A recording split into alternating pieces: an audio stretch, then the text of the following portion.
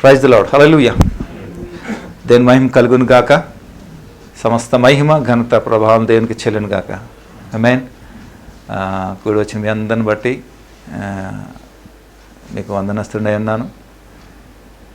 అలాగే వీక్షించుచున్న ప్రతి వారి మీద బట్టి నేను వారందరికీ వందనస్తుడై ఉన్నాను. దేవుడు మిమ్మల్ని మీ కుటుంబంలో వర్ధిల్లింప చేయను గాక. ఆమేన్. దేవుడు మరి ఒకసారి దేవుడు మనకి అనుగ్రహించిన గొప్ప అవకాశం 11 months అంతా కూడా మనం దేవుని సన్నిధిలో వితౌట్ ఫెయిల్ కదా సంతోషంగా వచ్చి మనం ఆరాధించాం దేవునికి. Last month this is the season, Christmas season. We are in Christmas season కదా. సో చివరి మాసంలో మనం ఉన్నాం. మనం ఆల్మోస్ట్ ఈ సంవత్సరం అంతా కూడా ఎన్ని పరిస్థితులు ఎదురైనప్పటికీ కూడా వీఆర్ సో బ్లెస్డ్ కదా. అవునా కదా చెప్పండి. ఎందుకంటే బ్లెస్డ్ అంటే బ్లెస్సింగ్ అంటే ఓన్లీ మనీ కరెన్సీయే కాదు, చాలా రకాలైనటువంటి ఉన్నాయన్నీ కూడా బ్లెస్సింగ్సే అనమాట మనకి. ఓకే. సో మరొకసారి మనం గలతీ పత్రిక నుంచి మనం కొన్ని పాఠాలు నేర్చుకునే ప్రయత్నం చేద్దాం. ఇంతవరకు చాలా వరకు నేర్చుకున్నాం. మనము ఇంచుమించు మనకి 7 episodes ఏమో తీసుకున్నాం కదా. దిస్ 8th one అనమాట. ఓకే. మీకు జీవితానికి ఉపయోగకరంగా ఉంటుందా? ఓకే, ఉంటుందా లేదా? ఓకే, ఏం లేదు, మనం నేర్చుకోవాలంతే దీంట్లో. అయితే ఈ పత్రిక నుంచి 7వ పత్రిక నుంచి 3వ అధ్యాయంలో కొన్ని వచనాల ద్వారా మనం నేర్చుకునే ప్రయత్నం చేద్దాం. అంటే మనకి అంటే నా సామర్థ్యతను బట్టి, నాకున్న నాలెడ్జ్ని బట్టి, ఓకే, దాన్ని బట్టి మనము ఎంతవరకు సాధ్యమో అంతవరకు మనం నేర్చుకునే ప్రయత్నం మనం చేద్దాం. కొన్నైనా సరే మరీ డీప్గా మనం ఏమి వెళ్ళట్లేదు, పైనే జస్ట్ అలాగా మీకు మరీ సులువుగా ఉండే విధంగానే అర్థమయ్యే విధంగానే బోధించడానికి ప్రయత్నం చేస్తాను కూడా. ఓకేనా. సో అర్థమైతే చాలు మనకి. మనం ఏదో దాని ప్రకారంగానే కాదు, కానీ ఏమైతే సంఘంలో వ్యతిరేకలు జరుగుతున్నాయో వాటి నుంచి మనం కాపాడబడి ఏ విధంగా మనం జీవించాలనే విషయం మీద మనం నేర్చుకునే ప్రయత్నం చేసి జీవిద్దాం. ఓకే. సో వాక్యంలోకి వెళ్ళే ముందు చిన్న ప్రార్థన చేసుకుందాం. దయచేసి కళ్ళు మూసుకుందాం. దయగల మా ప్రభా, మీకే వందనాలు. మరొకసారి ప్రభా, ఈ యొక్క 8వ ఎపిసోడ్లో మమ్మల్ని నడిపించినందుకు స్తోత్రాలు. ఈ దినం ప్రభా నీ పక్షంగా నేను నిలబడుతూ ఉంటుండగా మాట్లాడేది ప్రభా మీరు మాట్లాడండి, నేను కాదు. I'm just empty. నాయన మీరు నన్ను నింపి మాకు మా అందరికీ కావాల్సిన విధంగా చక్కటి విశ్లేషణను ఈ గలతీల ద్వారా మేము వినడానికి నీ కృప దయచేయండి. దాని ద్వారా మేము నేర్చుకొని నీకు మాదిరికరంగా, నీకు అనుకూలంగా ప్రభా అనేక మందికి మాదిరికరంగా ఆశీర్వాదకరంగా ఉన్నట్లు మమ్మల్ని నింపి నడిపించండి. నన్ను సమయాన్ని చేతికి అప్పగించుకుంటూ యేసే నామములో ప్రార్థించి స్తుతించాడు వేడుకుంటున్నాం తండ్రి. ఆమేన్. హల్లెలూయా. పోయిన వారం మనం విశ్వాసం ద్వారానే రక్షణ, ఓకే, క్రియల వలన కాదు అనే అంశం మీద మనం కొన్ని తెలుసుకున్నాం. అందుకని ఈ వారము విశ్వాసము ద్వారానే రక్షణ, కానీ ధర్మశాస్త్రం ద్వారా కాదు. ఓకేనా. దీంట్లో మీకు అర్థం అవ్వాలో చెప్పాలంటే విశ్వాసము వేరు, ధర్మశాస్త్రం వేరు, కానీ ఈ రెండు ఉన్నాయి. విశ్వాసం ఉంది, ధర్మశాస్త్రం ఉంది, రెండు వేరు, భిన్నంగా ఉన్నాయి రెండు కూడా. కానీ రెండిట్లో ఏదో ఒక్కటి కూడా తీసేయలేం మనం. ఓకేనా. రెండిట్లకి ఉండాల్సినటువంటి రీజన్స్ ఉన్నాయి, అందుకనే దేవుడు దాంట్లో పెట్టాడు. కాకపోతే ఒకదానికొకటి ఎగనెస్ట్గా పనిచేసినట్లే అక్కడ ఉంటుంది, మనకు కనిపిస్తూ ఉంటుంది. లిటిల్ బిట్ కన్ఫ్యూజన్గా కూడా ఉంటుంది మనకి. సో నెమ్మదిగా అర్థం చేసుకుందాం. ఓకేనా. ఏమంటున్నారు ఇక్కడ? విశ్వాసం ద్వారానే రక్షణ, కానీ దేని ద్వారా కాదు. Yes, very good. ఓకే, వెళ్దాం ఒకసారి. 3వ అధ్యాయము 15వ వచనం నుంచి పౌలు గారు ఈ విషయమును బట్టి ఏం మాట్లాడుతున్నాడు, ఆయన యొక్క భావము ఏంటి అనేది పౌలు గారు మనకు తెలియజేస్తున్నాడు ఈ గలతీ పత్రిక ద్వారా గలతీ సంఘానికి. ఓకేనా. ఈ ధర్మశాస్త్రము లేక విశ్వాసము, ఈ రెండిట్లను బట్టి ఒక అవగాహన, ఆయనకున్నటువంటి అవగాహన లేకపోతే ఆయన తెలుసుకున్నటువంటి విధానము అనేది మనకి తెలియచేయడానికి ఈ పత్రిక రాశాడు, గలతీయుల పత్రికకి. ఓకేనా? దాంట్లో కొన్ని మనం ఒకసారి చూద్దాం. 3వ అధ్యాయము 15వ వచనం నుంచి మనం ఒకసారి చూద్దాం. ఇక్కడ ఏమంటున్నాడంటే, సహోదరులారా, మనుష్య రీతిగా మాట్లాడుచున్నాను, మనుష్యుడు చేసిన ఒడంబడిక అయినను స్థిరపడిన తరువాత ఎవడునూ దానిని కొట్టి వేయడు, దానితో మరేమియో కలపడు. ఈ మాట అర్థమైందా మీకు? ఇంకొకసారి చదువుతున్నాను, నెమ్మదిగా మీకు చాలా సులువుగా అర్థమయ్యేలాగా నేను ప్రయత్నం చేస్తాను. ఓకేనా? మీరు జాగ్రత్తగా వింటే చాలు. చూడండి, సహోదరులారా, నేను మనుష్య రీతిగానే మాట్లాడుచున్నాను అని అంటున్నాడు. నేను మనిషి రీతిగా అంటే సహజంగానే నేను మాట్లాడుతున్నాను అని అంటున్నాడు. అంటే కామన్గా, వెరీ కామన్గా, జనరల్గా నేను మాట్లాడుతున్నాను అని ఆయన ఒక ఉద్దేశం మనకి తెలియజేస్తున్నాడు. సహోదరులారా, నేను జనరల్గా మీతో మాట్లాడుతున్నాను, జస్ట్ ఊరికనే మామూలుగా మాట్లాడుతున్నాను, మీకు అర్థమయ్యేలాగా మాట్లాడుతున్నాను అని అంటున్నాడు. మనుష్య రీతిగా మాట్లాడుచున్నాను. చూడండి, మనుష్యుడు చేసిన ఒడంబడిక స్థిరపడిన తర్వాత ఎవడనూ దాన్ని కొట్టివేయడు, దానిలో ఏమి కూడా లేదు. ఒడంబడిక అంటే ఏంటి? ఒక కమిట్మెంట్. ఉదాహరణకి మీకు అర్థం అవడానికి చెప్తున్నాను. ఒక చట్టం ఉందనుకోండి, లేకపోతే ఒక ఆర్గనైజేషన్లో ప్రతి విషయంలో ఒక సిస్టమ్ అనేది ఉంటుందా లేదా?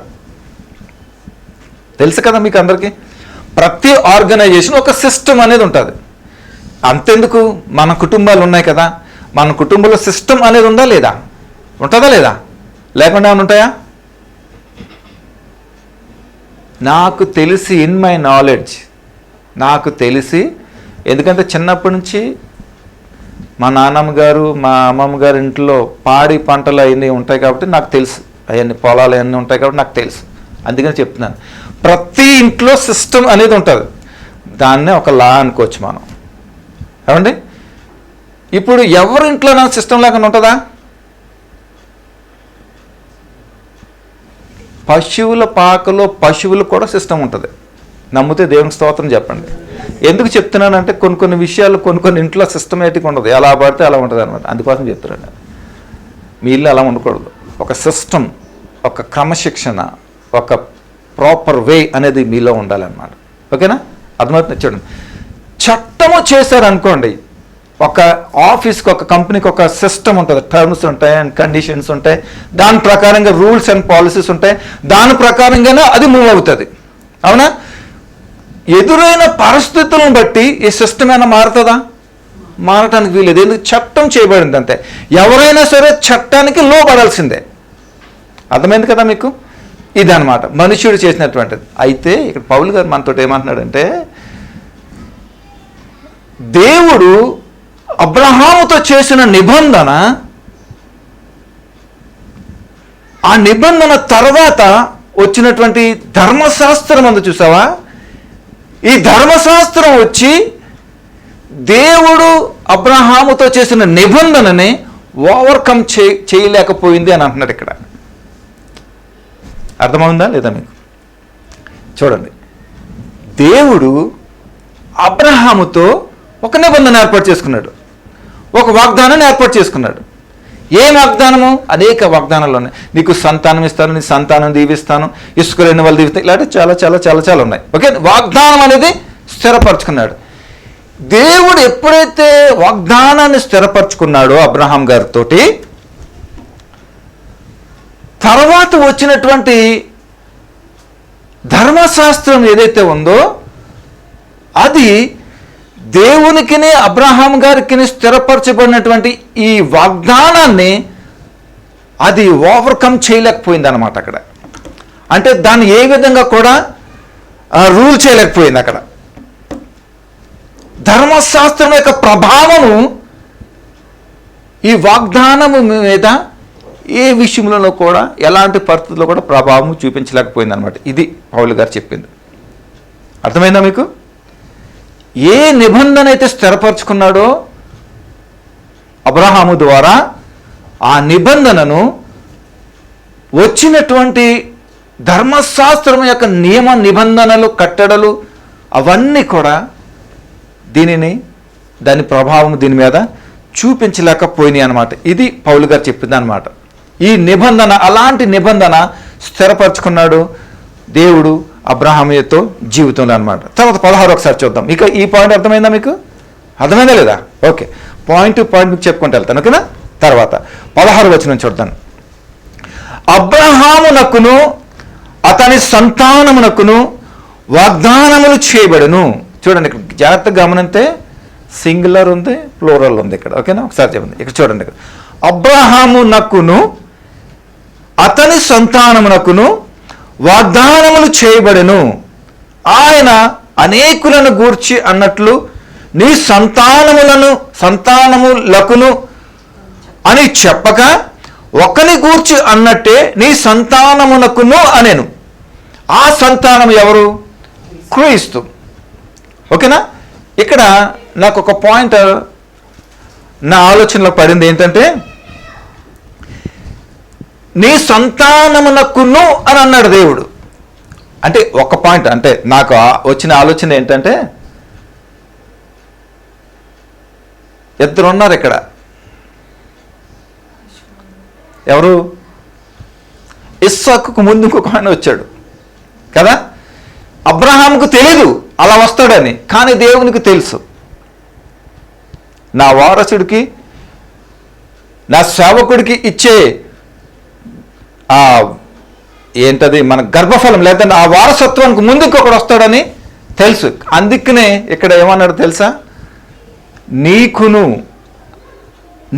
అంటే నీకు, నీ భార్యకి. అది అక్కడ అర్థం. ఎందుకంటే వీరిరువురు జతపరచబడినటువంటి వారు కాబట్టి, దేవుని యొక్క ఉద్దేశంలో ఉన్నవారు కాబట్టి, నీవును నీ భార్య అంటే నీకు నన్ అదర్ అన్నమాట.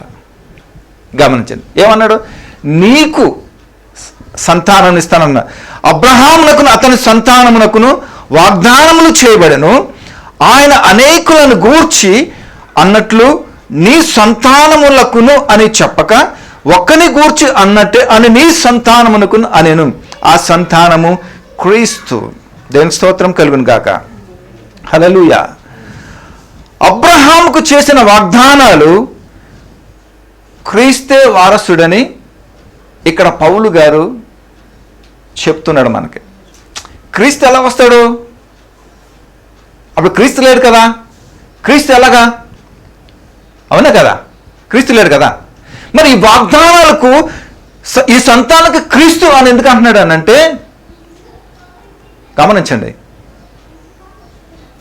నోవాహు కాలము తర్వాత, జలప్రళయము తర్వాత నోవాహు తన కుటుంబము, తన సంతానము, తర్వాత కాలం ఉన్నటువంటి అబ్రహాము ద్వారా క్రీస్తు సంతానం ఎందుకు అంటున్నాడంటే, అబ్రహాము నుండే క్రీస్తు అనేది బయలుపరచబడినట్టు మనం చూస్తున్నాం. అర్థమవుతుందా లేదా? అర్థమైందా మీకు? పౌలు గారు ఎందుకు అంటున్నాడు ఈ మాట? ఈ సంతానము క్రీస్తు అని అంటున్నాడు. అంటే క్రీస్తు అంటే అబ్రహాం సంతానం నుంచే కదా వచ్చింది. ఎవరు? యూదా గోత్రం వచ్చిందా? యూదులు ఎక్కడి నుంచి వచ్చారు?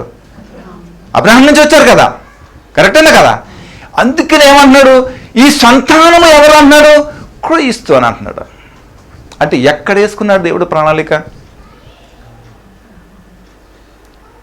ఒక మాట చెప్పనివ్వండి నాకు, మీరు అర్థమవుతే ఓకే, లేకపోతే నన్ను తప్పు పట్టకండి దయచేసి. ఎందుకంటే అర్థం చేసుకునే ప్రయత్నం చేయండి. దేవుడు ఏమన్నాడు? అన్య జనాంగంలో నుంచి నా సంతానం లేవనెత్తానని అన్నాడు కదా.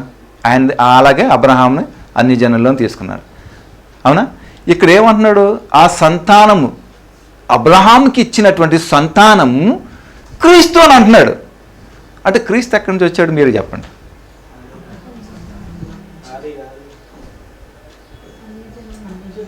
Come on, that's it. Hallelujah. అంతేనా? ఎక్కడి నుంచి వచ్చాడు క్రీస్తు?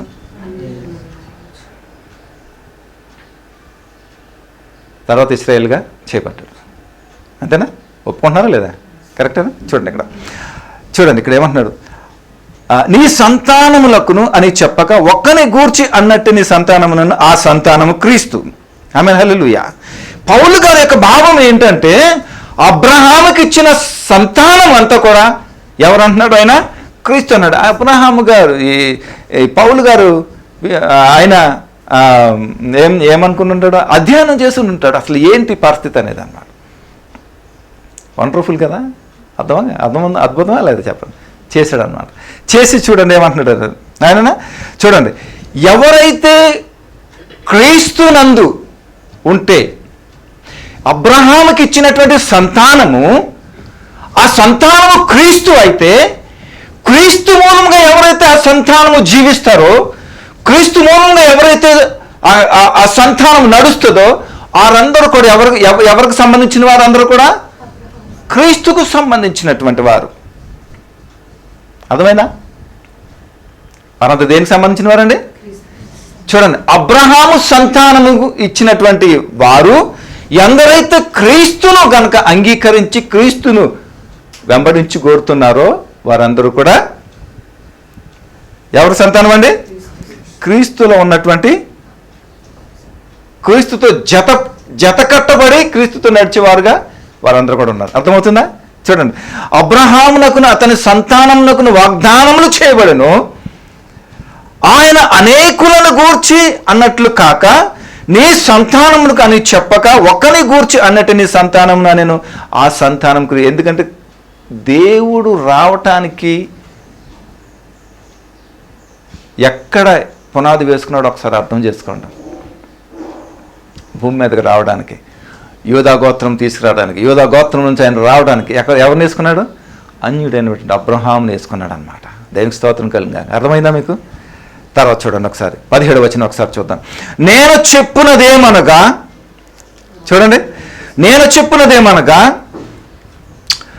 430 సంవత్సరములైన తరువాత వచ్చిన ధర్మశాస్త్రము వాగ్దానమును నిరర్ధకము చేయనంతగా పూర్వమందు దేవుని చేత స్థిరపరచబడిన నిబంధనను కొట్టివేయదు. చూసావా? 400 అంటే చూడండి, అబ్రహాం ఉన్న సమయంలో ఏముంది అక్కడ ఏం స్థిరపరచుకున్నాడు? వాగ్దానం స్థిరపరచుకున్నాడు. అవునా? స్థిరపరచుకున్నాడా లేదా? స్థిరపరచాడా? ఎలా స్థిరపరచుకున్నాడు దేవుడు వాగ్దానాన్ని? గమనించండి. నమ్మకం. ఏమన్నాడు దేవుడు? అబ్రహాము దేవుని నమ్మెను, అది అతనికి నీతిగా ఎంచబడెను. దా కారణం మీద దేవుడు ఏం చేశాడు? వాగ్దానము ఇచ్చి స్థిరపరచుకున్నాడు. అబ్రహాంతో వాగ్దానము పొందుకున్నాడు. కానీ ఫుల్ఫిల్ అయిందా నమ్మినంత వరకు? తర్వాత మళ్ళీ ప్రాసెస్ చూడండి. అబ్రహాము నమ్మాడు, ఆ నమ్మకాన్ని బట్టి వాగ్దానాన్ని పొందుకున్నాడు. ఆ వాగ్దానము పొందుకున్న వాగ్దానం స్థిరపరచడానికి ఏం చేశాడు? విశ్వాసము మూలంగా అది ఆయన జీవితంలో స్థిరపడిపోయింది. ఆమేన్, హల్లెలూయా. చూడండి, వాగ్దానము వేరు, ధర్మశాస్త్రము వేరు. ఈ రెండు భిన్నమైనటువంటి పరిస్థితులు. రెండు వేరు వేరు పనులు చేస్తాయి. వాగ్దానం ఏం చేస్తుంది? ఇవ్వబడుతుంది, స్థిరపరచబడుతుంది. అది నెరవేర్చబడటం కోసం విశ్వాసము అనేది కావాలి. అందుకని విశ్వాసులకు అయితే ధర్మశాస్త్రం ఏం చేస్తుంది? ఇట్స్ అ లా. ఇప్పుడు మనం రోడ్డు నుంచి వెళ్తున్నాం, లెఫ్ట్ సైడ్ వెళ్ళాలి, ఇట్స్ అ రూల్, అంతే కదా. నేను రైట్ సైడ్ నుంచి వెళ్తానంటే ఏమవుతుంది? ఏది జరుగుతుంది అది జరుగుతుంది. అవునా కదా? చెప్పండి. ఓకేనా? ఇప్పుడు సిగ్నల్ పడింది అనుకుందాం, ఉదాహరణకు మనకు అర్థమవటం కాదు, మన భాషలో ఆగకుండా వెళ్ళిపోయి మనకి ఏం జరుగుతుంది? ప్రాణ నష్టం జరుగుతుంది. వ్యతిరేకంగా జరుగుతా లేదా? అవునా? ఇదే అన్నమాట ధర్మశాస్త్రం అనేది. ఎందుకంటే ఏదైతే ధర్మశాస్త్రం మూలంగా లిఖించబడిందో, అంటే లా ప్రకారం ఏదైతే ఉందో, చట్టం ఏదైతే చేసి ఉందో ఆ చట్ట ప్రకారం మాత్రమే నడవాలి. అదర్వైజ్ ధర్మశాస్త్రం ఇంకోటి ఏమీ చేయలేదు. ఇప్పుడు చూడండి, వాగ్దానము ఇచ్చాడు, ధర్మశాస్త్ర ప్రకారంగా అది నెరవేరుతుందా మన జీవితంలో? ఎందుకు నెరవేరదు? వెరీ గుడ్, మా చెప్పారు. ఎందుకు నెరవేరదు? విశ్వాసం దేంట్లో లేదు. విశ్వాసం దేంట్లో ఉంది? వాగ్దానంలో ఉంది. ఈ ధర్మశాస్త్రం అనేది ఒక రైట్స్ అన్నమాట. దాని ప్రకారంగా వెళ్తేనే దానికి సంబంధించినటువంటి విధానం మనం చేయగలుగుతాం, లేకపోతే లేదు. ఇక్కడ పౌలు గారి యొక్క ఉద్దేశం మనకి ఏం నేర్పిస్తున్నాడంటే వాగ్దానము, ధర్మశాస్త్రం ఈ రెండు వేరు. కానీ వాగ్దానం నెరవేర్చబడాలి అంటే ఏం కావాలి? మనకి విశ్వాసము అనేది మనకి కావాలి. అక్కడ దేవుడు అబ్రహాం యొక్క సంతానాన్ని దీవించాలి, ఆశీర్వదిస్తాను, నేను ఇసుక రేణు వల్ల నేను చేస్తాను, మీ యొక్క సంతానం అంతా కూడా భూమి మీద విస్తరింప చేసి నేను ఆశీర్వదిస్తానని వాగ్దానాలు ఇచ్చాడు కదా దేవుడు. ఇచ్చాడా లేదా? మరి ఆ వాగ్దానాలన్నీ ఎలా తీసుకోవాలంటున్నారు తెలుసా? ఎవరైతే నమ్మి దాన్ని స్వీకరించి ధర్మశాస్త్ర నిబంధనలు కాకుండా, క్రియల మూలంగా కాకుండా ఆ వాగ్దానాలు మన జీవితంలో నెరవేర్చబడాలంటే మనకేం కావాలి? విశ్వాసమును కావాలన్నమాట. ఏదైతే ధర్మశాస్త్రము చేయలేదో, ఏదైతే ధర్మశాస్త్రం నెరవేర్చలేదో ఏం నెరవేరుస్తుంది? విశ్వాసము నెరవేరుస్తుంది అన్నమాట. అందుకని విశ్వాసము చాలా గొప్పది, చాలా ప్రధానమైనటువంటి మన క్రైస్తవ జీవితానికి విశ్వాసం అనేది చాలా ప్రాముఖ్యమైనటువంటిది అన్నమాట. నువ్వేది పొందుకోవాలన్నా విశ్వాసము ద్వారానే మనము పొందుకుంటాం. దేవునికి స్తోత్రం కలుగును గాక. అర్థమవుతుందా?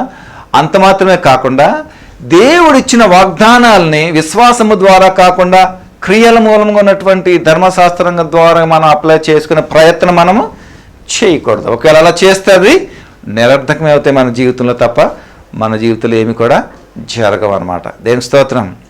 మన జీవితంలో అనేక వాగ్దానాలు ఉంటాయి. ఎందుకు జరగవు మన జీవితంలో? ఏమండి? విశ్వాసము లేకే మన జీవితంలో జరగదన్నమాట. విశ్వాసము సింబాలిక్గా చెప్పాలంటే ఒక క్రైస్తవునికి ఆక్సిజన్ లాంటిది. ఆక్సిజన్ లేకపోతే మనం ఏమవుతాం? చెప్పండి గట్టిగా, పర్లేదు, చచ్చిపోతాం, చచ్చి ఊరుకుంటాం, అంతే కదా. ఒక 2 నిమిషాలు లేదంటే కనుక చచ్చిపోతాం కదా, అవునా? అదే విశ్వాసం లేనివాడు ఏమంటున్నాడు? దేవుడు ఏమన్నాడు? విశ్వాసం లేనివాడు జీవాధిపతి అయినా, ఎల్లప్పుడూ జీవించే దేవుడు అయినా కదా. విశ్వాసం కలిగిన వాడు దేవునిలో క్రీస్తులు జీవిస్తాడు అల్లకాలం కూడా. ఆయనకి మరణం అనేది ఉండదు. వాడికి ఎప్పుడైతే నీకు విశ్వాసం ఉండదో ఏం చేస్తాం? వాడు మృతుడుగానే కనిపరిచాడు దేవుడు. అర్థమవుతుంది? ఎంతవరకు అర్థమవుతుందా? పాయింట్ అర్థమవుతుంది కదా. ఇప్పుడు చూడండి 19వ వచనం. అలాగైతే ధర్మశాస్త్రం ఎందుకు? ఇప్పుడు వాగ్దానం ఇచ్చావు, విశ్వాసం అన్నావు, ఓకే, దాంతో అయిపోయింది. మరి ఇంకా ధర్మశాస్త్రం ఎందుకు? అంతే కదా. ఇంక ధర్మశాస్త్రంతో పని ఏముంది? నేను చెప్పిన మాట అర్థమవుతుందా మీకు? అవునా? ఇప్పుడు మీరు ఎక్కడికి వెళ్ళాలి, మీ కారు మీకుంది, ఇంకో కారు తీసుకొచ్చి అది కూడా తీసుకెళ్ళాలంటే ఎందుకు 2 కార్లు ఎలా తీసుకెళ్తారు? ఒకటి ఉంది కదా, ఇంకోటి ఎందుకు అని అంటాం, అంతే కదా. లేకపోతే ఇప్పుడే తిన్నాం కదా, మళ్ళీ ఎందుకు అని అంటాం కదా, అవునా? ఇప్పుడు వాగ్దానం ఇచ్చావు దేవుడు, దానికి విశ్వాసం కావాలన్నా కరెక్టే, విశ్వాసం అప్లై చేసుకుంటున్నాను, పొందుకుంటున్నాను, మరి ధర్మశాస్త్రం ఎందుకు? ఇంకా చూద్దానండి ఒకసారి. అలాగైతే ధర్మశాస్త్రం ఎందుకు? ఎవనికి ఆ వాగ్దానము చేయబడినో ఆ సంతానము వచ్చు వరకు అది అతిక్రమములను బట్టి దానికి తరువాత ఇయ్యబడెను. అది మధ్యవర్తి చేత దేవదూతల ద్వారా నియమింపబడెను. ఇక ఒక సింపుల్గా ఒక మాటలు మీకు చెప్తాను, ఈ మాట ఓకేనా? ఇది చాలా పెద్దగా ఉంటుంది, కానీ మీకు అర్థమైతే చాలు, అంతే కదా. చెప్తాను చూడండి. ధర్మశాస్త్రం ఎందుకు ఇవ్వబడింది అని అంటే, ధర్మశాస్త్రం ఏమనుకుంటున్నాం? మోషే ద్వారా ఇచ్చినటువంటి ఒక లా అని అనుకుంటున్నాం. ఓకే, ఒక చట్టం చేయబడింది అక్కడ. చూడండి, మన రాష్ట్రంలో కానీ మన దేశంలో కానీ ప్రభుత్వాలు ఉన్నాయి. ప్రభుత్వాలు ఏం చేయాలి? ప్రజల్ని కంట్రోల్ చేయాలంటే లా అండ్ ఆర్డర్ అనేది ఖచ్చితంగా పెట్టాలి. ప్రతి దానికి ఉంటుంది. ఇందాక చెప్పాను కదా, మన ఇంట్లో కూడా ఉండాలి అని. లేకపోతే దానికి అర్థం లేనటువంటి జీవితం, అర్థం లేనటువంటి కుటుంబం అది. అర్థమవుతుంది కదా.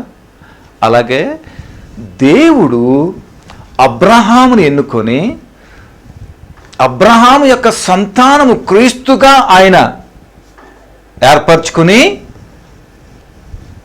అబ్రహాము సంతానానికి ఇవ్వబడిన ప్రతి వాగ్దానాలు, ప్రతి ఆశీర్వాదాలు అది నెరవేరక ముందే ఏమి ఇచ్చాడు? ఒక లా అనేది పెట్టాడు దేవుడు. లా అని పెట్టి ఏం చేశాడంటే కంట్రోల్ చేస్తూ వచ్చాడు అన్నమాట. ఇప్పుడు ఉదాహరణకు మీకు అర్థం అవడానికి చెప్తున్నాను. పోలీసు వ్యవస్థ లేదనుకుందాం. పోలీసు వ్యవస్థ ఏం చేస్తుంది? హోమ్ మినిస్ట్రీ అంతా ఏం చేస్తుంది? పీపుల్ని కంట్రోల్ చేస్తుంది. అర్థమవుతుందా? ప్రజల్లో ఉన్న గందరగోళాన్ని ఏం చేస్తుంది? అది సమాధానం పడుతుంది. ఎవరు ఏంటి అనేది చేస్తుంటారు. అది కదా. ఇప్పుడు ఆ పోలీసు వ్యవస్థ లేదనుకుందాం, ఎలా ఉంటుంది ఒకసారి ఊహించుకోండి. ఎలా ఉంటుంది? మీకు అర్థం అవ్వాలి అంతే. ఇప్పుడు మనం ఎవరికి భయపడతాం? బయటకు వెళ్తే ఎవరికి భయపడతాం? ఎందుకు? అమ్మో మనం వ్యతిరేకంగా ఉంటే ఆడు కొడతాడు, లేకపోతే తీసుకెళ్ళి లోపల ఎత్తలేదు, ఫైన్ ఎత్తాడు. భయం ఎత్తదు లేదా? హెల్మెట్ లేకపోతేనే భయం ఎత్తదు, సీట్ బెల్ట్ లేకపోతేనే భయం ఎత్తదు. అవును, ఎందుకు? ఆడికి భయపడతాం. ఆడే లేడనుకోండి, ఎవడు ఎట్టి వెళ్తాడో కూడా తెలియదు, ఎవరిని చంపుతున్నాడో తెలియదు, ఎవరిని ఏం చేస్తున్నాడో కూడా తెలియదు. అంటే ఎంత భయంకరంగా ఉంటుంది. కారు అడుగు ఎలాగుంటుంది, ఇది కూడా అలాగే ఉంటుంది. అవునా కదా? కారు అడుగులో ఏమైనా సిస్టమ్ ఉంటుందా? దేన్ని వరద చంపుకొని తింటుంది కదా. అవునా కదా? సేమ్ ఇది కూడా అదే జరుగుతుంది అన్నమాట. మీకు అర్థమవటం కోసం ఉదాహరణకు చెప్తున్నాను ఈ మాట. అలాగే దేవుడు అబ్రహాముకి ఇచ్చిన సంతానానికి అబ్రహాంకి ఇచ్చిన సంతానము అభివృద్ధి చెందుటలో అబ్రహాం యొక్క సంతానానికి ఇచ్చినటువంటి ఈ వాగ్దానాలు, ఈ ప్రామిస్లన్నీ నెరవేర్చడానికి ఈ లా అనేది తీసుకుని పెట్టి ఈ ధర్మశాస్త్రాన్ని దేవుడు వాడుకున్నాడు అన్నమాట. ఇక్కడ ఎలా వాడుకున్నాడో, ఈ ప్రజలు చేసే అతిక్రమములు, ఈ ప్రజలు చేసే మితిమీరినటువంటి పనులన్నిట్లు కూడా ఈ ధర్మశాస్త్రం ఏం చేస్తే తెలుసా? నువ్వు పాపం చేసావు, నువ్వు తప్పు చేసావు, నువ్వు ఈ అతిక్రమం చేసావు, నువ్వు ఇలా పాపం చేసావు, దేవునికి ఇలా చేసావు, నువ్వు విశ్వాసానికి బదులు అవిశ్వాసంగా ఇలా ఉన్నావని ఇదన్నీ కూడా ఏం చేస్తుందంటే ధర్మశాస్త్రం అనేది వాడిని ఫోకస్ చేస్తా నువ్వు ఎవరు అనేది అనమాట. మీకు అర్థమైందేమో అని అనుకుంటున్నాను. అర్థమైందా లేదా? ఈ ధర్మశాస్త్రం ఎందుకు అని అంటున్నాడు ఇక్కడ. ధర్మశాస్త్రం ఎందుకు అనంటే నువ్వు ఏమైతే చేస్తున్నావో దాన్ని నిన్ను కంట్రోల్ చేయడానికే దేవుడు ఈ ధర్మశాస్త్రాన్ని వాడుకున్నాడు నేను అనమాట. అయితే ఈ ధర్మశాస్త్రం ఏం చేస్తుందో తెలుసా? నువ్వు దోషివని గుర్తిస్తూ నిన్ను శిక్షకు గురి చేస్తూ, నిన్ను శాపానికి గురి చేస్తూ, శాపమని కాడి కింద నిన్ను అది పెట్టడమే ధర్మశాస్త్రం యొక్క పని అన్నమాట. అర్థమైందా మీకు? మరోసారి చెబుతున్నా చూడండి. అలాగైతే ధర్మశాస్త్రం ఎందుకు? ఎవనికి వాగ్దానము చేయబడినో ఆ సంతానము వచ్చే వరకు అది అతిక్రమములను బట్టి. చూసారు అక్కడ? చూడండి మళ్ళీ చెప్తున్నా. అలాగైతే ధర్మశాస్త్రం ఎందుకు? ఎవనికి ఆ వాగ్దానము చేయబడినో, ఎవరు చేయబడింది ఆ వాగ్దానం? చేయబడినో ఆ సంతానము వచ్చే వరకు అది అతిక్రమములను బట్టి, దానికి తరువాత ఇయ్యబడిన అతిక్రమములను బట్టి అది ఇవ్వబడిన అనమాట. అర్థమవుతుందండి? చూడండి. అయితే ఈ ధర్మశాస్త్రం ఏం చేస్తుంది? గమ్మత్తుగా ఉంటుంది ఇక్కడ. నువ్వు ఎవడవో అని నేను గుర్తించి వీడు క్రిమినల్ అనేది చెప్తుంది. మనమన్నా క్రిమినల్సే కదా. క్రిమినల్ అంటే కత్తితో పొడితేనే క్రిమినల్ కాదు, మాటతో కూడా చంపేస్తారు కొంతమంది, అది క్రైమే. చూపులతో కూడా చంపేస్తారు, అది కూడా క్రైమే. అవునా? క్రైమే కదా చెప్పండి. అదనమాట. ఆలోచన రకరకాలుగా కూడా చంపేస్తారు మనిషిని. చూడండి, ఒక్కొక్కరు ఏ వెపన్ వాడరు, కానీ వెపన్ కంటే భయంకరంగా చచ్చిపోయేలా చేస్తారు కొంతమంది ఉంటారు కదా. ఇది క్రైమే కదా ఇదంతా కూడా. ఓకేనా? ఇదంతా సైలెంట్ కిల్లరో ఏదో అంటారు కదా. రైట్. ఈ ధర్మశాస్త్రం ఏం చేస్తుందో తెలుసా? నువ్వు పాపివి, నువ్వు శాపముకు గురైనవని తెలిసి చూపించి ఈ ధర్మశాస్త్రము ఎవరిని గుర్తు చేస్తుందో తెలుసా? ఎక్కడికి నడిపిస్తుందో తెలుసా? నువ్వు పాపములో పడ్డావు, నువ్వు శాపములో పడ్డావు. కాబట్టి నీవు ధర్మశాస్త్రం అనే నా కింద కనుక నువ్వు ఉంటే నాశనం అయిపోతావురా. తుదకి మరణము తర్వాత నీకు నిత్య నరకంలోకి పోతావు. నీవు అలాగే వెళ్లకుండా ఉండాలంటే నీకొక మార్గం ఉందిరా అని అన్నాడు. చూడండి, నీకొక మార్గం ఉంది అని అంటున్నాడు. ఏ మార్గం అది? ఇందాకేమన్నాడు? ఆ సంతానము క్రీస్తే అని అంటున్నాడు. చూడండి, సంతానంతో పాటు క్రీస్తు కూడా బయలుదేరి వస్తున్నాడు. గమనించండి ఒకసారి. వస్తున్నాడా లేదా? వస్తున్నాడా? గమనించారా? అర్థమవుతుందా మీకు? సంతానము ఇవ్వబడింది. ఆ సంతానము క్రీస్తే. ఆ క్రీస్తు ఎక్కడి నుంచి వస్తున్నాడు? సంతానములో నుంచి వస్తున్నాడు. ఎక్కడికి వచ్చాడు ఇప్పుడు? ధర్మశాస్త్రం వరకు వచ్చాడు. ఈ ధర్మశాస్త్రం ఏం చెప్తుందో తెలుసా? నీవు దోషివి, శాపగ్రస్తుడివి, నువ్వు శాపం బదులు పాపము, దాని పర్యాచ మరణము, తర్వాత దాని అంతము నరకమే. కానీ దాని నుంచి నువ్వు తప్పించబడాలి అంటే ఇంకొకరు ఉన్నారు, క్రీస్తు. నువ్వు అక్కడికి వెళ్తే రక్షించబడతావురా అని ఈ ధర్మశాస్త్రము క్రీస్తును పరిచయం చేస్తుంది ఈ బంధకంలో ఉన్న వారందరికీ కూడా. దేవునికి స్తోత్రం కలుగుగాక. అర్థమవుతుందా మీకు? అర్థమైందా? దానినే అందుకే ఈ ధర్మశాస్త్రం ఎందుకు వాడుకున్నాడో తెలుసా? నన్ను కాపాడటానికి. ఈ ధర్మశాస్త్రం ఒక రాగా నన్ను కాపాడిందా లేదా? ఒకవేళ ధర్మశాస్త్రం లేదనుకుందాం, ఇందాక అనుకున్నాం కదా, కారడులా ఉంటుంది దాని పరిస్థితి, లేకపోతే కయ్యను హేబేల్లా ఉంటుంది. ఉంటుందా లేదా? ఉందా లేదా? అప్పటికి ధర్మశాస్త్రం ఉందా? లేదు. ఉంటుందా లేదా? అలా జరగకుండా ఉండాలనే ధర్మశాస్త్రం బట్టి. ఇప్పుడు ధర్మశాస్త్రం నిన్ను కాపాడినట్టేనా కాదంటావా? నువ్వెవరు అనేది నిన్ను ఫైండ్ చేస్తుందా లేదా? దాన్ని బట్టే కదా నేను క్రీస్తుకు పరిచయం చేస్తుంది ధర్మశాస్త్రం. క్రీస్తు దగ్గరికి వెళ్ళరా నువ్వు బ్రతుకుతావని అన్నది కదా. అందుకే క్రీస్తు ఏమన్నాడు? ధర్మశాస్త్రంకి ఉన్నటువంటి పడినటువంటి శాపమునంతా కూడా నేను తీసివేశానని అన్నాడు కదా. నూతన నిబంధనకు వచ్చి ధర్మశాస్త్రం కొట్టివేశాను అన్నాడు కదా. అవునా లేదా? అర్థమైందా మీకు? ధర్మశాస్త్రం ఏం చేశాడు దేవుడు? మన నిమిత్తమైన వాడు. అందుకనే వాగ్దానము వేరు, ధర్మశాస్త్రము వేరు. రెండిట్లు కొట్టగలుగుతామా? రెండిట్లు ధర్మశాస్త్రం కొట్టగలుగుతామా? కొట్టేస్తే ఏమవుతుంది? మన బ్రతుకుకి అర్థం లేదు. ఒకవేళ వాగ్దానాన్ని కొట్టేద్దామా? దానికి కూడా అర్థం లేదు. అందుకనే ఈ రెండు కూడా దాని విధానంలో అవి పనిచేసుకుంటూ వస్తున్నాయి మన జీవితాన్ని. చూడండి, ఒక్క మానవుడి గురించి దేవుడు ఎన్ని ఆపసోపాలు పడుతున్నాడో ఒకసారి అర్థం చేసుకోండి. అంటే ఎంత ఆయాసానికి గురి చేస్తున్నాం దేవుడిని మనం ఒకసారి అర్థం చేసుకుంటే మనకు అర్థమవుతుంది. ఆమేన్, హల్లెలూయా. 21 వచనం ఒకసారి. మధ్యవర్తి యొక్కనికి మధ్యవర్తి కాడు, కానీ దేవుడు ఒక్కడే. దేవుడు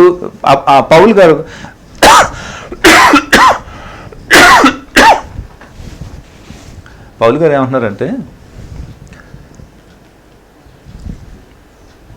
వాగ్దానం ఇచ్చాడు దేవుడు, కరెక్టే. మరి ధర్మశాస్త్రం ఎందుకు ఇవ్వాలి మళ్ళీ అని అంటున్నాడు. అర్థమవుతుందా మీకు? పౌలు గారు ఏమన్నాడంటే, మధ్యవర్తి ఒక్కడే, కానీ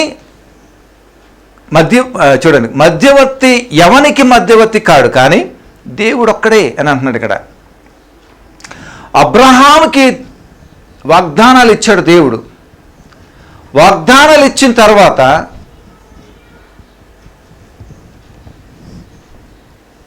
ధర్మశాస్త్ర ప్రకారంగా ఈ వాగ్దానాన్ని నెరవేర్చబడాలి నా జీవితంలో అని అనుకుంటే అది జరుగుతుంది అంటారా? జరుగుతుందా లేదా? జరగదు. ఈ వాగ్దానాలు అని ఈ యొక్క మనుషులకి ధర్మశాస్త్రానికి మరి వాగ్దానం ఇచ్చాడు అని అంటే మరి ధర్మశాస్త్రానికి ఎందుకు అది ఇబ్బంది కదా అని అంటున్నాడు ఇక్కడ పౌలు గారు. చూడండి, ఇక్కడ ఏంటంటే మీకు అర్థమయ్యేలాగా చెప్పి నేను ముందుకు తీసుకెళ్తాను. చూడండి, ఇక్కడ ఏమన్నాడంటే, వాగ్దానం ఎప్పుడూ కూడా తన ప్రజలలో, తన జనాంగములలో వాగ్దానం నెరవేర్చబడాలి అని అంటే క్రియల మూలంగా, లేకపోతే లా అండ్ ఆర్డర్ ఏదైతే ఉందో దాని ప్రకారంగా చేస్తే అది ఫిల్ఫిల్ అనేది అవ్వదు అనేసి అంటున్నాడు. తన జనాంగము దీవించబడాలి, ఆ ప్రాఫెసిస్ అవన్నీ కూడా నెరవేర్చబడాలి అని అంటే దానికి ఖచ్చితంగా వాగ్దానము బట్టి ఖచ్చితంగా ఏం కావాలి? విశ్వాసము అనేది కావాలి. ఇక్కడ మనం నేర్చుకున్నది ఏంటంటే వాగ్దానము, విశ్వాసము, ధర్మశాస్త్రం, అంతే. ఈ మూడే, అంతకుమించి ఇంకేం లేదు. ఈ మూడు ఎలా పనిచేస్తాయి అనేది మనం నేర్చుకోవాలి. నేర్చుకొని మన జీవితంలో అప్లై చేసుకోవాలి, అంతే. ఒకటేంటి? వాగ్దానము, అది నెరవేర్చబడాలంటే విశ్వాసం కావాలి. మరి ధర్మశాస్త్రం ఎందుకు? ధర్మశాస్త్రాన్ని అనుసరిస్తే ఈ రెండు జరగవు. ఈ రెండు జరగాలంటే విశ్వాసం కావాలి, కరెక్టే. మరి ధర్మశాస్త్రం ఎందుకు? నిన్ను కంట్రోల్ చేయడానికి. ధర్మశాస్త్రాన్ని కనుక ఆచరిస్తే నీ జీవితంలోది వాగ్దానాలు నెరవేర్చబడలేవు. పైపెచ్చు ధర్మశాస్త్రము ఆత్మీయ జీవితాన్ని నీకు ఇవ్వలేదు. అది గమనించండి. ధర్మశాస్త్రము ఆధ్యాత్మిక జీవితాన్ని నీకు ఇవ్వలేదు. అది అర్థమవుతుందా? ధర్మశాస్త్రము ఆధ్యాత్మికమైన జీవితాన్ని, లేకపోతే పరిశుద్ధ జీవితాన్ని అది నీకు ఇవ్వలేదు. అది ఎందుకంటే దాని పని ఏంటి? పోలీసుడు అనుకుందాం ధర్మశాస్త్రాన్ని, మీకు అర్థం అవడం కోసం. ఓకేనా? పోలీసుడు ఏం చేస్తాడు? అంతే, అంతకుమించి ఇంకేం చేయలేడు. ఫిల్ఫిల్ మనం చేయలేడు కదా మనకి. అర్థమవుతుందా?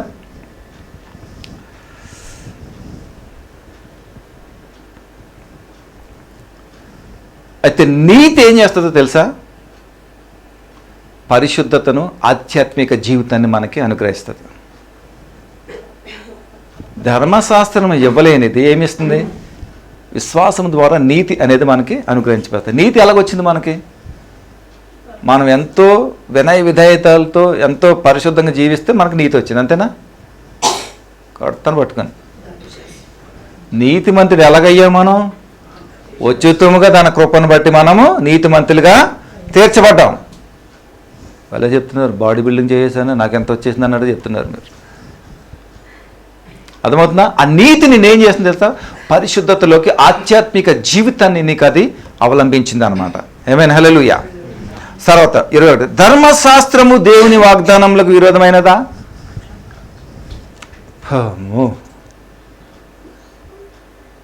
ఏమంటున్నారు ఇక్కడ? ధర్మశాస్త్రము దేవుని వాగ్దానములకు విరోధమైందా? అట్లా అనరాదు.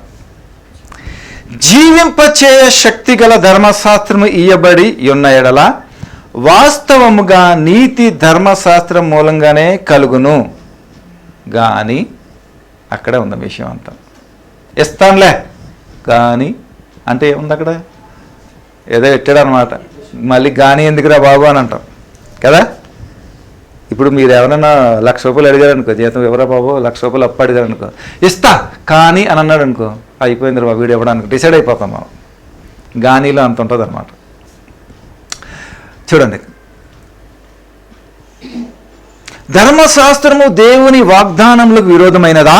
అట్లా అన్నారా? జీవింపచే శక్తి గల ధర్మశాస్త్రము ఇయ్యబడి ఉన్న ఎడల వాస్తవముగా నీతి ధర్మశాస్త్ర మూలంగానే కలుగును కానీ యేసుక్రీస్తు నందలి విశ్వాస మూలముగా కలిగిన వాగ్దానము విశ్వసించు వారికి అనుగ్రహింపబడినట్లు లేఖనం అందరినీ పాపములో బంధించింది.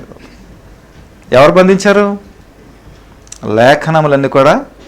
అయితే ఒకసారి రోమీలకు రాసిన పత్రిక ఒకసారి వెళ్దాం రండి. ఒకసారి రోమీలకు రాసిన పత్రిక 3వ అధ్యాయము 19 నుంచి 24 ఒకసారి చదివితే మనకు అర్థమవుతుంది. అక్కడ రోమీలకు రాసిన పత్రిక 3వ అధ్యాయము 19, 24.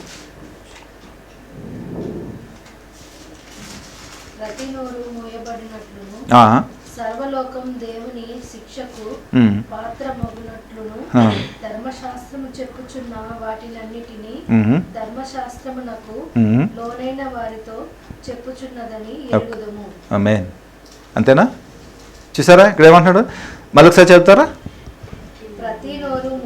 ప్రతి నోరు మూయబడినట్లును సర్వలోకం దేవుని శిక్షకు సర్వలోకము దేవుని శిక్షకు పాత్రమగునట్లును ధర్మశాస్త్రము చెప్పుచున్న వాటన్నిటిని ధర్మశాస్త్రమునకు లోనైన వారికి చెప్పుచున్నదని ఎరుగుదము. దానికి స్తోత్రం కలుగును గాక. చూసారా, ధర్మశాస్త్రము మనుషులపై నేరం అనేది మోపుతుంది. మోపిందా లేదా? ధర్మశాస్త్రం మోపి ఏం చేసింది? వారు కోరుకున్న, అంటే ధర్మశాస్త్రమునకు వ్యతిరేకంగా చేసిన వారందరూ ఏం కోరుకున్నారు? దేనికి పాత్రలయ్యారు? శిక్షకు, పాపానికి పాత్రలయ్యారు. అంటే వారు కోరుకున్నదే కదా, అది కావాలనే చేసింది కదా. పాపం ఎప్పుడు కూడా కావాలనే చేస్తారు, అంతే కదా. ఎప్పుడైతే ధర్మశాస్త్రానికి అతీతంగా వారు చేశారో, వారు ధర్మశాస్త్రం అనే చెరసాల అనే దాంట్లో వారు ఏం చేశారు? బంధించబడినట్లుగా ఇక్కడ పౌలు గారు మనకి తెలియచేస్తున్నాడు. ధర్మశాస్త్రం ఏం చేస్తుంది? మనల్ని, పాపం చేసిన వాళ్ళను బంధిస్తుంది, శిక్షించి ఏం చేస్తుంది? చెరసాలలో వేస్తుంది, అంతే కదా. పోలీస్ అనుకున్నాం కదా ఇందాక. చెరసాలంటే పోలీస్ అనేసి పెట్టుకోండి, హోమ్ డిపార్ట్మెంట్ అని పెట్టుకోండి, ఓకేనా. చెరసాలలో బంధించడం అనేది చేయగలుగుతుంది. ఆ చెరసాలలో నుంచి నిన్ను విడిపించాలంటే నిన్ను ఎవరిని ఇంట్రడ్యూస్ చేస్తుంది? ఎవరిని చూపిస్తుంది? ఎవరున్నారు? ఎవరు వస్తున్నారు ఫ్రమ్ ద బిగినింగ్ నుంచి? ఎవరు వస్తున్నారు ఫ్రమ్ ద బిగినింగ్ నుంచి? ఆయనను చూపిస్తుంది. అంటే ఇప్పుడు వాగ్దానములతో చేయబడినట్టు ప్రజలతో క్రీస్తు వస్తున్నాడా లేదా కూడా? అందుకని నిన్ను విడువను ఎడబాయను అని అంటున్నాడు. నేను అందుకనే ఎక్కడైనా విడిచిపెట్టినట్టు ఉందా మనకి? ఎక్కడ కూడా విడిచిపెట్టలేదు అన్నమాట. అద్భుతంగా ఉంది కదా. దేవుడు ఎప్పుడు మనతోనే ఉంటాడు. గొర్రెల కాపరి గొర్రెలతో ఎప్పుడు కూడా ఉంటాడు. వదిలేస్తాడు? అలాగా వదిలేస్తాడో చెప్పండి. మాకు చిన్నప్పుడు సమ్మర్ వచ్చేసరికి హాలిడేస్ కదా, మా అమ్మగారు ఇంత గేదెని కొనేవారు. చాలా ఇంట్రెస్ట్ అనమాట. గేదెని ఇంత గేదె పిల్లని కొనేవారు, లేకపోతే ఎవరి దగ్గర తీసుకునేవారు అనమాట. దానికి మా ఇంటి దగ్గర అన్ని పొలాలు, మే నెలలో ఒక పంట వేస్తారనమాట. దాన్ని పిల్లి మిసరు అంటారు, మీకు తెలుసో లేదు కదా. అది బాగా ఎదిగుండేది. దాన్ని కొనేవారు. కొనేసి ఈ గేదెని దాంట్లోకి తోలి, దానికి పెద్ద అంటే 1/2 ఎకర్ లాగా ఉంటుంది అనమాట. దానికి సరిపోయేంత తాడు కట్టుకొని దాన్ని కట్టి దాంట్లో వదిలేవారు అనమాట. అంటే ఎంజాయ్మెంట్, ఓకే. దాన్ని అలాగ కట్టి దాన్ని మేము ఎంతో సంతోషంగా దాన్ని మేపటం ఏదో జరిగేది అనమాట. అంతా నవ్వేవారు అనుకోండి. ఎందుకు అక్క నీకు ఇలాంటిదని అని అయితే, పాలెత్తుతారని పిల్లని పాలెత్తదంట. మాకు అదొక సంతోషం అన్నమాట. సో అలాగా. సో ఇది ఎందుకు చెప్తున్నాను మర్చిపోయాను ఆల్రెడీ. ఓకే, ఈ ధర్మశాస్త్రం ఏమని ఇంట్రడ్యూస్ చేస్తుందంటే, ఈ ఏదైతే మన అతిక్రమములను బట్టి పాపము శాపము అనే చెరసాలలో బంధించిన వారికి ఎవరిని చేస్తుందంటే క్రీస్తుని అది పరిచయం చేస్తుందన్నమాట. క్రీస్తుని పరిచయం చేయటం వల్ల ఏం జరుగుతుంది? వీరందరూ కూడా నశించిపోకుండా క్రీస్తు ద్వారా వారు రక్షించబడటానికి అవకాశము అనేది ఎవరు కల్పిస్తున్నారు? ఇప్పుడు ఎవరు కల్పిస్తున్నారు? క్రీస్తు, ధర్మశాస్త్రమే. ఎందుకంటే ధర్మశాస్త్రాన్ని ఎవరు వాడుకుంటున్నారు? ధర్మశాస్త్రాన్ని ఎవరు వాడుకున్నారు? చెప్పండి, పర్లేదు. ఆయనే, దేవుడే వాడుకుంటున్నాడు ధర్మశాస్త్రాన్ని. ఎందుకు? గవర్నమెంట్, పోలీస్ డిపార్ట్మెంట్ ఎందుకు వాడుకుంటుంది? అందుకనే వాడుకుంటున్నాడు దేవుడు కూడా. అంతకుమించి ఇంకేం లేదు దీంట్లో. పెద్ద కన్ఫ్యూజ్ అవ్వాల్సిన పని లేదు. ఎందుకంటే మీకు ఎంత సులువుగా అయితే అంత సులువుగా చెప్పడానికి ప్రయత్నం చేస్తున్నాను అంతే, ఓకేనా. అయితే చూడండి, దేవుని దృష్టిలో ఎందరైతే ధర్మశాస్త్రము నుండి విడిపించబడి క్రీస్తులోకి ప్రవేశించాలని ఎందరైతే కోరుతూ ఉన్నారో వారందరికీ కూడా ఏం చేస్తున్నాడు? క్రీస్తు నామం బట్టి వారందరికీ విమోచన అనేది అక్కడ తెలియపరుస్తున్నాడు దేవుడు. చూసారా, ధర్మశాస్త్రము దేవునికి వాగ్దానములకు విరోధమైనది కాదు. జీవింపచే శక్తి గల ధర్మశాస్త్రము ఇయ్యబడిన ఎన్నడలా వాస్తవముగా నీతి ధర్మశాస్త్రం మూలముగానే కలుగును. కానీ యేసుక్రీస్తునందలి విశ్వాసము మూలంగా కలిగిన వాగ్దానము విశ్వాసించు వారికి అనుగ్రహింపబడినట్లు లేఖనము అందరినీ పాపములో బంధించెను. దేవునికి స్తోత్రం కలుగును గాక. చూడండి, ఇక్కడ ఎందరైతే ఈ శాపము అనే కాడి కింద మగ్గుతూ ఉన్నారో వారందరినీ కూడా విడిపించడానికి ధర్మశాస్త్రం ఒక సింబాలిక్గా ఏం చేస్తుంది? క్రీస్తుని పరిచయం చేస్తూ క్రీస్తు కూడా ఏం చేస్తున్నాడంటే ఈ యొక్క ధర్మశాస్త్రాన్ని వాడుకున్న విధానాన్ని బట్టి ఈ బంధింపబడిన వారందరినీ కూడా విడిపించి విమోచించడానికి ఆయన సంసిద్ధుడిగా ఉన్నాడు. ఆమేన్, హల్లెలూయా. నేను త్వరగా ముగిస్తాను, సమయం అయిపోయింది. తర్వాత 23వ వచనం ఒకసారి చూద్దాం. చూడండి, విశ్వాసము వెల్లడి కాక మునుపు ఇక ముందుకు బయలుపరచబడబో విశ్వాసము అవలంబింపవలసిన వారముగా చెరలో ఉంచబడినట్లు మనము ధర్మశాస్త్రమునకు లోనైన వారమైతిని. కాబట్టి మనం విశ్వాస మూలమున నీతిమంతులమని తీర్చబడినట్లు క్రీస్తు నొద్దకు మనలను నడిపించుటకు ధర్మశాస్త్రం మనకు ఏమయ్యాడు? బాలశిక్షకుడయ్యాడు. అయ్యాడా? అర్థమైందా ఇప్పుడు మీకు ఎంత ఇంపార్టెన్సీ అనేది, దాని యొక్క ధర్మశాస్త్రం యొక్క ప్రాముఖ్యత అర్థమైందా మీకు? వాగ్దానం చేయబడ్డావు, వాగ్దానం పొందుకున్నావు, మరి నిన్ను కంట్రోల్ చేయాలంటే ఒక లా కావాలి, అది ధర్మశాస్త్రం. ఆ ధర్మశాస్త్రం నిన్ను కంట్రోల్ చేసింది. నిన్ను కంట్రోల్ చేసి నిన్ను పాపము, నీవు పాపివురా, నువ్వు శాపగ్రస్తుడా అని నేను ఫైన్ చేసి దీంతో నీది కాదురా, క్రీస్తున్నాడు పక్కన, నువ్వు అక్కడికి వెళ్ళరా అని చెప్పింది. అక్కడికి వెళ్ళేలాగా నేను చేసింది, నేను రక్షించేలా చేసింది, క్రీస్తుని విమోచించేలాగా చేశాడు. ఇదే దీంట్లో పాఠం. అర్థమైందా మీకు? స్టోరీ అంతనా ఆపేయమంటారా? ఓకే, కొంచెం అంత చేసేసి క్లోజ్ చేద్దాం, ఓకేనా? కాబట్టి ధర్మశాస్త్రం మనుషులకు పాప విముక్తిని కలిగించటం అసాధ్యము. చూసారా, ధర్మశాస్త్రం ఏం చేస్తుంది? బంధించి పెట్టినంతవరకే. కానీ పాప విముక్తిగా చేయటం అనేది ధర్మశాస్త్రానికి సాధ్యం. అంతేనా? చెప్పలే, సాధ్యమా లేదా? ధర్మశాస్త్రానికి పాప విముక్తి చేసే అధికారము, ఆ సామర్థ్యము ధర్మశాస్త్రానికి ఉందా లేదా? లేదు. ఇప్పుడు పోలీస్ డిపార్ట్మెంట్ ఉంది, కోర్టులు ఉన్నాయి కదా.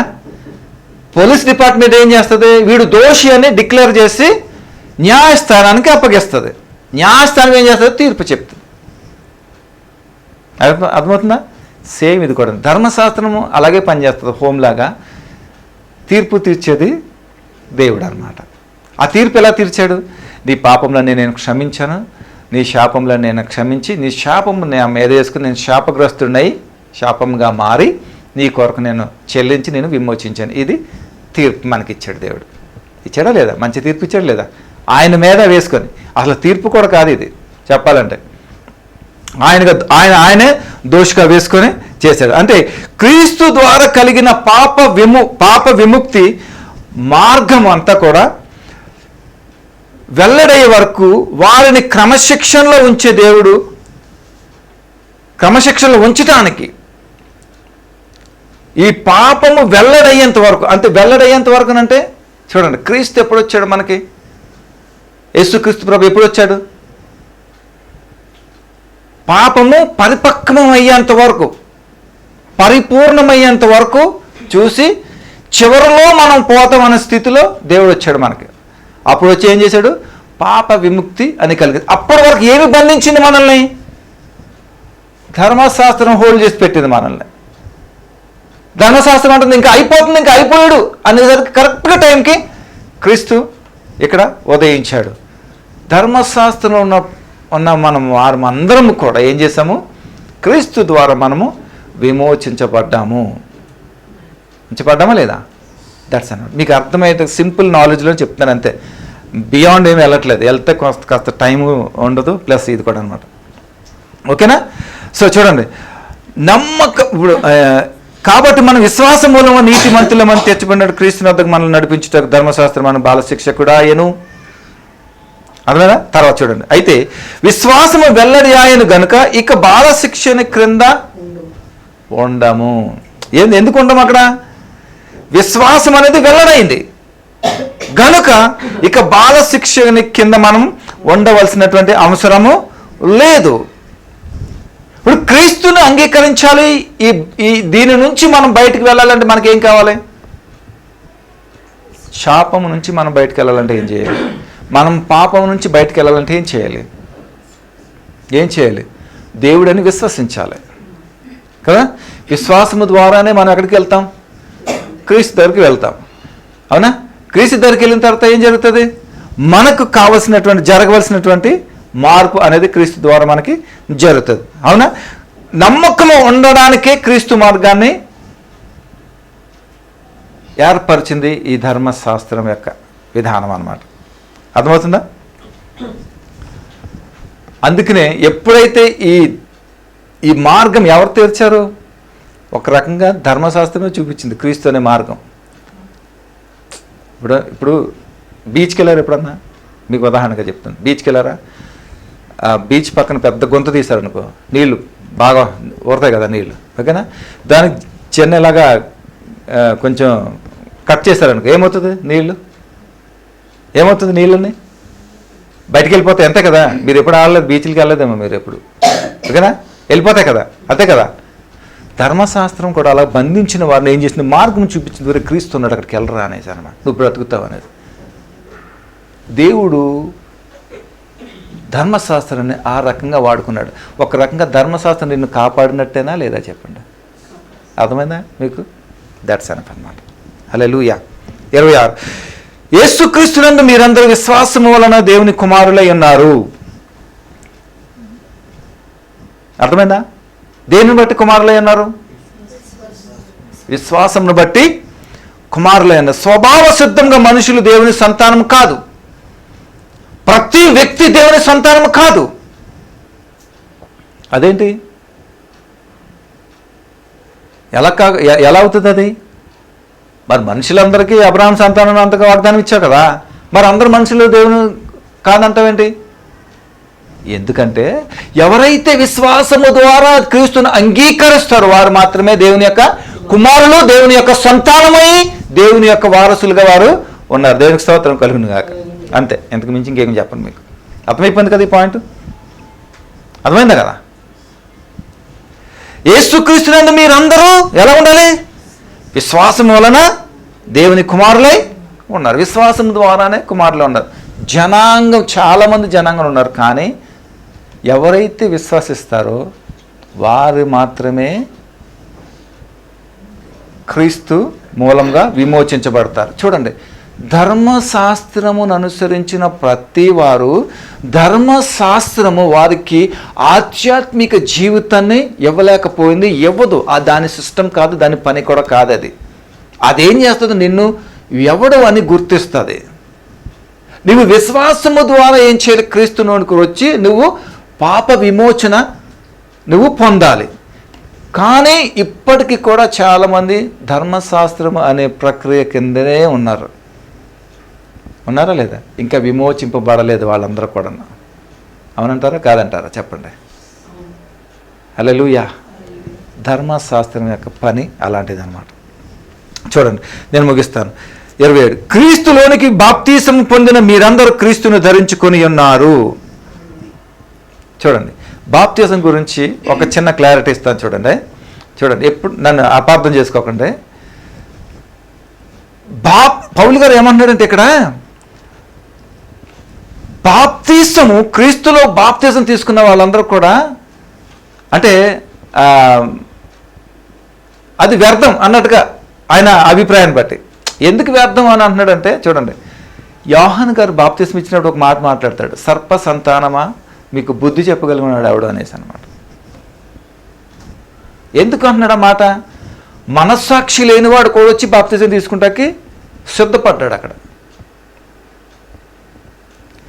ఈ బాప్తీసము తీసుకున్నంత మాత్రం నీకేం జరగదు, కానీ ఒక సింబాలిక్ ఏంటంటే నువ్వు రక్షించబడ్డానికి, నీ ఇంటర్నల్గా ఉన్నటువంటి పరిస్థితులన్నీ మార్చడానికి ఈ బాప్తీసం ఒక సింబలైజ్డ్గా ఉందన్నమాట. ఎప్పుడైతే ఇలా నీటిలోంచి తిరిగి లేస్తావో అది ఒక సింబల్గా ఉందన్నమాట.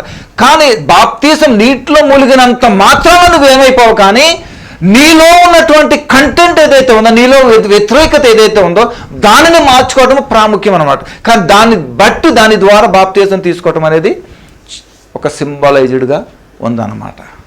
అంటే నువ్వు పాతి పెట్టబడి తిరిగి లేవటం అన్నమాట, అంతే. ఇప్పుడు ఒక ఉదాహరణకు నేను చెప్తాను చూడండి. చాలామంది బాప్తీసాలు ఎలా తీసుకుంటారు? పెళ్లి చేసుకోవాలి, పాస్టర్ గారు ఏమంటారు, నువ్వు బాప్తీసం తీసుకున్నావా అని అడుగుతారు. లేదు అని అంటాడు. నువ్వు బాప్తీసం తీసుకుంటే పెళ్లి చేస్తాను, లేకపోతే చేయను అని అంటాడు. అంతే కదా, ఆయన విధానం ఆయన చెప్పుకొచ్చాడు. ఓకే, మరి ఇప్పుడు పెళ్ళి అవ్వాలంటే ఏం చేయాలి? వీడికి బాప్తీసం కావాలి. బాప్తీసం కావాలంటే ఏం కావాలి? వాడికి ఏం కావాలి? బాప్తీసం కావాలంటే ఇప్పుడు ఆడికి బాప్తీసం కావాలి, బాప్తీసం తీసుకోవాలి. బాప్తీసం కావాలి, ఏం కావాలి? అది కావాలి. వాడికి ఏం కావాలి? మారుమనసు కావాలి. వాడు మారుమనసు వస్తుంది వాడికి. ఇప్పుడు నేను పెళ్లి చేసుకోవాలి కాబట్టి నాకు మారుమనసు వచ్చేయాలంటే వస్తుంది వాడికి. ఆడి పెళ్లి కోసం ఏం చేస్తాడు తెలుసా? సేవకుడినే మోసం చేస్తాడు. ఫస్ట్ దేవుణ్ణి బాధ పెడతాడు. 3 వాడికి వాడే మోసం చేసుకుంటాడు. వాడి తల మీదకే తెచ్చుకుంటాడు అన్నీ కూడా. అవునా? ఇలాంటి ఎంతమంది లేరు చెప్పండి ఒకసారి. భావోద్రేకం కలిగి ఎక్కడైనా మీటింగ్కి వెళ్తావు, నువ్వు అక్కడ చాలా ఇన్ఫ్లుయెన్స్ అయిపోతావు ఆ వర్షిప్కి, ఆ మ్యూజిక్కి. అందుకే ఏదో అయిపోయి నేను బాప్తీసం తీసుకుని వెంటనే దేవుడి దగ్గరికి వెళ్ళిపోవాలని టపేలు మూలిగిపోతావు. అంతే. ఏం మూలిగి తీసుకుని వెళ్ళిపోయి కరెక్ట్గా 3 నెలలు కూడా తిరగదు. ముందు కంటే దుష్టులా తయారవుతాను. ఎంతమంది లేరు అలాగా? మరి అలాంటి బాప్తీసం నడుస్తుందా? పౌలు గారు అదే అంటున్నాడు. దేవుడు పిల్లలుగా చేసిన నీతి బాప్తీసం అనేది సరి అయినటువంటిది కాదు. ఏం కావాలి మనకు? ముందు మారు మనస్సు అనేది కావాలి ముందు మనకి.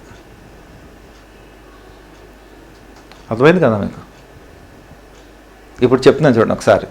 అంటే చాలామంది దీనికి ఎగనెస్ట్గా మాట్లాడవచ్చు, కానీ బట్ ఇది నా ఎక్స్పీరియన్స్గా చెప్తున్నాను. నా పిల్లలు ఇద్దరు, పెద్ద పాప 5th స్టాండర్డ్, అరౌండ్ ఎన్ని ఇయర్స్ అప్పుడు నాకు తెలియదు, 10 ఇయర్స్. ఓకే, అరౌండ్ నా చిన్న బిడ్డ 3rd క్లాస్ అనమాట, అరౌండ్ 8 ఇయర్స్ అనమాట. ఓకేనా? ఆ వయసులో వాళ్ళు బాప్టిజం తీసుకున్నారు. ఆగండి, నేను కొంచెం ముందుకు వెళ్తాను. ఎందుకు ఆ వయసులో తీసుకున్నారో చెప్పనా? వారు పుట్టినప్పటి నుంచి కూడా దేవుని ప్రజెన్స్లో వారిని పెంచడం మొదలుపెట్టాను. నేనేం చేశాను? నా గర్భఫలం, నాకు ఇచ్చిన శ్రేష్టమైన గర్భఫలం ప్రభా నీకు నేను బహుకరిస్తానని నేను ఆఫరింగ్ వేశాను వాళ్ళని. వారు నా బిడ్డలు కాదు, దేవుని కోసం పెంచుతున్నాను ఇప్పటికి టిల్. యేసు నేను ఏం చేశాను తెలుసా? దేవుని కోసం పెంచడం మొదలుపెట్టాను. వాళ్ళు వాడుకుంటానని చెప్పలేదు దేవుడు, లేకపోతే నా కోసం సిద్ధపరచని కూడా దేవుడు చెప్పలేదు. నా క్రమము, నా క్రమశిక్షణ, నా అవగాహనను బట్టి నేను ఏం చేశానంటే, గర్భఫలము యెహోవా ఇచ్చు బహుమానము కాబట్టి దేవుని కోసం నేను వారు తయారు చేయాలని నేనేం చేశాను? వారిని ఆఫరింగ్ వేసి ప్రభా నీ కోసం నేను పెంచడానికి తగిన జ్ఞానం నాకు ఇయ్యని తల్లిదండ్రులుగా మాకు అనుగ్రహించమని వారిని చిన్నప్పటి నుంచి పెంచుకుంటూ వచ్చాను. చిన్నప్పటి నుంచి కూడా వారికి ఊహ తెలియకున్నప్పటి నుంచి కూడా పెంచుకుని వచ్చాను. వారు even 5th standard are 3rd standard ఉన్నప్పుడు వారికి ఒక అవగాహన అనేది వారికి వచ్చింది. వారు వచ్చి ఏం చేసేదైతే నేను బ్యాప్టిజం తీసుకుంటాను అన్నారు. అప్పుడు బ్యాప్టిజం తీసుకుంటానంటే వారికి గంట సేపు నేను క్లాస్ ఇచ్చాను. ఎలా తీసుకుంటాం ఏంటి అంటే అప్పటికే వారు దేవుని యొక్క విజిటేషన్స్, దేవునితో మాట్లాడటం ఇవన్నీ అనుభవం ఉంది వాళ్ళకి. అప్పటికే బాప్టిజం తీసుకుంటానంటే ఇద్దరు కలిసి బాప్టిజం తీసుకున్నారు, ఇచ్చేసాను. ఎప్పుడైతే వాళ్ళు బాప్టిజం తీసుకున్నారో దేవుడు వెంటనే వాడుకోవటం మొదలెట్టారు. అది గొప్ప విశేషం అన్నమాట. అక్కడ వాళ్ళకి ఏ ప్రాఫెసెస్ లేవు, నేను వాడుకుంటాను నా కుమార్తె, నువ్వు నా కోసం వాడుకోవడం, ఇలాంటి ఏమీ లేవు. జస్ట్ నేను వారి గురించి దేవుని కోసం వాళ్ళని పెట్టానంతే. ఎప్పుడైతే బాప్టిజం తీసుకున్నాడో వాళ్ళని వాడుకుంటాం మొదలు. ఎలా వాడుకున్నాడో తెలుసా? మా బిల్డింగ్ మీదకి ఎక్కి పాటలు పాడేవారు అనమాట. గిటార్తో ప్లే చేసి పాట పాడారు. అది అలాగా బాల్యం నుంచి వాళ్ళు వాక్య పరిచయం చేయటం దేవుడు వారికి గొప్ప అనుభూతిని వాళ్ళకి అనుగ్రహించారు. ప్రాఫెసెస్ ఇచ్చారు, ప్రేయర్స్ చేస్తారు, డెలివరెన్స్లు చేస్తారు, హీలింగ్స్లు చేస్తారు. ఇలాంటి వాడుకోవటం మొదలుపెట్టాడు దేవుడు. చూడు, బాప్తీసంలో ఉన్నటువంటి విశేషత ఏంటో తెలుసా? నువ్వు ఎప్పుడైతే సరిచేయబడతావో, ఎప్పుడైతే నీ మనసాక్షికి తగినట్టుగా జీవితాన్ని నువ్వు జీవించి పశ్చాత్తాపంతో దేవుని కొరకు ప్రత్యేకంగా జీవించాలని నీ ఆకాంక్ష ఏదైతే ఉంటుందో దాని ప్రకారంగా నువ్వు బాప్తీసం తీసుకున్నప్పుడు అది సింబాలిక్గా నీ జీవితంలో అది నెరవేరుస్తుంది.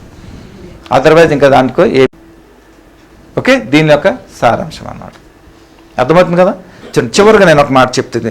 ఇందులో గ్రీసు దేశస్థుడని లేదు, దాసుడని, స్వతంత్రుడని లేదు, పురుషుడని, స్త్రీ అని లేదు. యేసుక్రీస్తునందు మీరందరూ ఏకముగానే ఉన్నారు. క్రీస్తుల మనుష్యుల మధ్య దేవునికి మనుషుల మధ్య ఎటువంటి తారతమ్యము విభేదాలు ఏమి ఉండవు. గొప్పవాడని, భేదవాడని, గొప్ప ధనికుడని, లేకపోతే దరిద్రుడని, నీతిమంతుడని, అతి నీతిమంతుడని, అవినీతిమంతుడని, ఏ తారతమ్యము దేవునికి ఏమీ కూడా ఉండదు. అందరూ సమానమే. కానీ మనమందరము కూడా క్రీస్తునందు విశ్వాసం కలిగిన వారంగా మనం ఉంటూ, క్రీస్తులో మనం జీవించే వారుగా మనం కనుక ఉన్నట్లయితే, క్రీస్తుతో మనం అందరూ కూడా పాలివారుగా ఉంటూ క్రీస్తు యొక్క సంతానము మరి క్రీస్తు యొక్క మరి వారసులుగా మనం అందరం కూడా ఉండటానికి అవకాశం ఉంటుంది అన్నమాట. దేవునికి స్తోత్రం కలుగాక.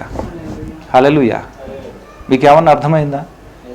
వాగ్దానము, విశ్వాసము, ధర్మశాస్త్రం. ఓకే, విశ్వాసం తీసేయండి మధ్యలో నుంచి. వాగ్దానము, ధర్మశాస్త్రం. ఏది గొప్ప, ఏది తక్కువ, దేన్ని తీసేయాలి మీరు చెప్పండి? ఆమేన్. హల్లెలూయా. ఇప్పుడు ధర్మశాస్త్రం మనకి ఎంత యూజ్ అయిందో తెలుసా? అర్థమైంది కదా? అదనమాట. ఈ దినానికి పాఠం ఇక్కడితోటి క్లోజ్ చేసుకుందాం. నెక్స్ట్ ఎపిసోడ్లో మళ్ళీ వచ్చే ప్రయత్నం చేద్దాం. ఓకే, దేవుడి మాటలు ఈ వర్తమానం దీవించి ఆశీర్వదించిన గాక. కళ్ళు మూసుకుందాం, చిన్న ప్రార్థన చేసుకుందాం. దయగల మా ప్రభా, మీకే వందనాలు, స్తోత్రాలు. ఇంతవరకు మాతో మాట్లాడినందుకు మీకు స్తోత్రాలు, కృతజ్ఞతలు ప్రభా. చక్కటి అవగాహన మాకు ఇచ్చినందుకు వందనాలు ప్రభు. నా ప్రతి బిడ్డను దీవించండి, ఆశీర్వదించండి. మా జీవితాలు మేము సరి చేసుకుని గలతీలో ఉన్నటువంటి ఒడిదుడుకులు, సంఘంలో ఉన్నటువంటి ఆ వ్యతిరేకతలను ప్రభా మేము జ్ఞాపకం చేసుకొని ఊరికి మమ్మల్ని మేము సరి చేసుకోవడానికి ప్రయత్నంలో ప్రభా ఈ మాటలను బట్టి మీకు వందనాలు. ప్రతి వినుచున్న ప్రతి బిడ్డల జీవితంలో ఇది నెరవేర్చబడి ఫలింపచేసి నీ నామాన్ని మహింపరచుకోమని మీకే మహిమ గంత చెల్లిస్తూ యేసు నామములో ప్రార్థన స్తుతించాడు వేడుకొస్తున్నాం తండ్రి. Amen. May God bless you all. Stay bless.